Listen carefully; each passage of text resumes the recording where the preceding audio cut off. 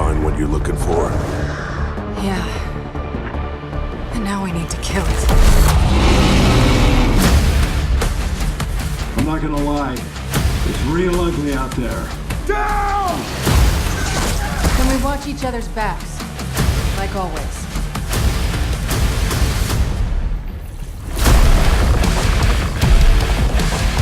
You got it, Carmine. Good night! Ooh, did you see that spray? A clean kill.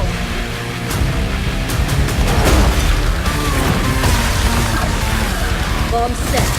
Get out of the venom! Bomb's about to blow. Run for it! We gotta leave now! Come out, wherever you are!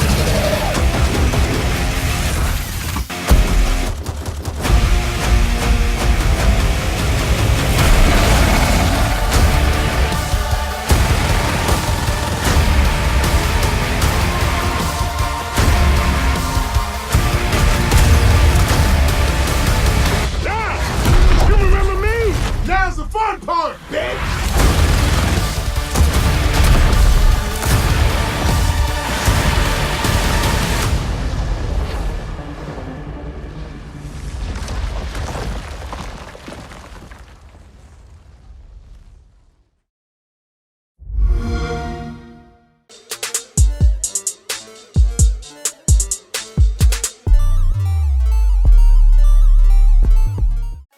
What's good with y'all? It's your boy AD, and to be honest, Microsoft has definitely caught a break when it comes to not having any good exclusives compared to the PS4, and that is only because of the long-standing third-person cover shooter in Gears 5. Now, for those that don't know what Gears 5 is, it's a third-person shooter video game developed by the Coalition and published by Xbox Game Studios for Microsoft Windows and Xbox One. It is the 6th installment of the Gears of War series, and is the second Gears of War game to not be developed by Epic Games, which was a big deal when the news first broke. This game came out September 6, 2019, and it runs off the Unreal Engine. And like I said, this is an exclusive for the Xbox One, but it's also available on Microsoft Windows because of the deal between Xbox One and the PC platform. And one of the descriptions I found online was, after discovering the fate of her mother, Kate, which is the main character, is desperate to uncover the truth behind her family and how exactly it might connect to the swarm threat encroaching upon humanity's safety. But the beginning of the game belongs to JD Phoenix, another young, overly confident, and son of a military hero. Microsoft definitely scored big with this one, so I'm glad to see that Microsoft actually has a good exclusive to end out the generation of this console right before the Xbox Scarlet comes out. But before we get more into the story, make sure to leave a like, comment, and subscribe if you enjoyed the video, while also sharing this to help my channel grow. Now, getting more into the story, it takes about 10 to 12 hours to complete, and from reading reviews on people who have played the game, they say that this game definitely sets up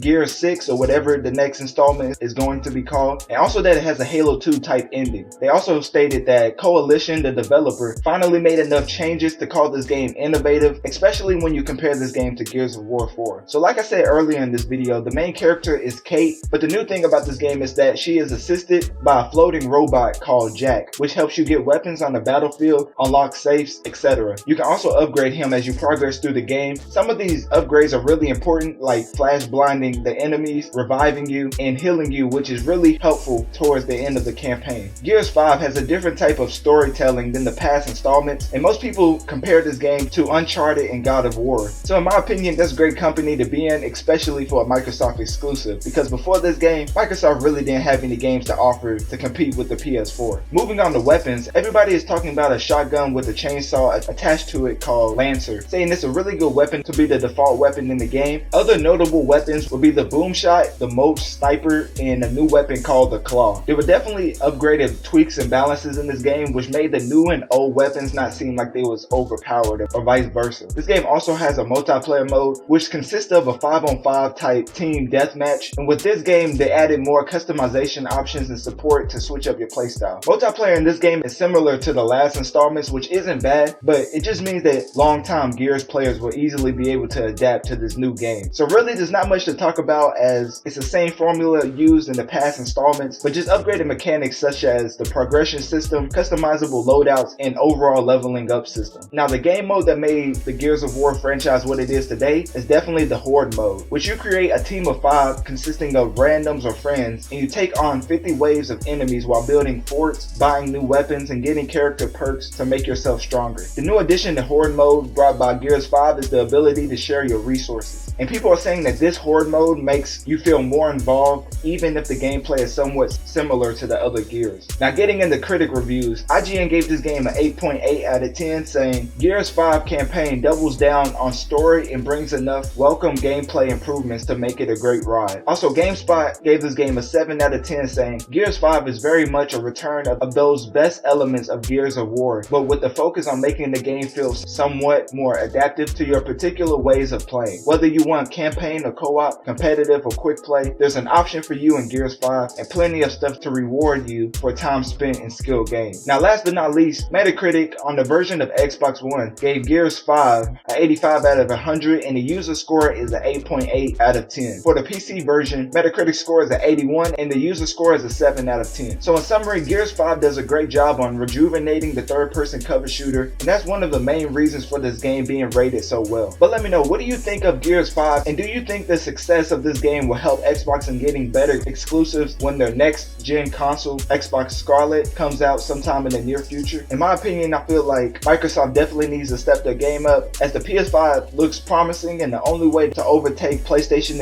in the next generation is to have either better exclusives or just better tech specs in the hardware. Because for the most part, this generation, the PS4 was definitely superior to the Xbox One. So yeah, that's it for the video. If you enjoyed this, make sure to let me know by hitting that like button, subscribe, and share this with your friend, neighbor, dog, or just send this to the person across the street talking about how the Xbox doesn't have any good exclusive games, because without them, this wouldn't be possible. And with that, I'm out.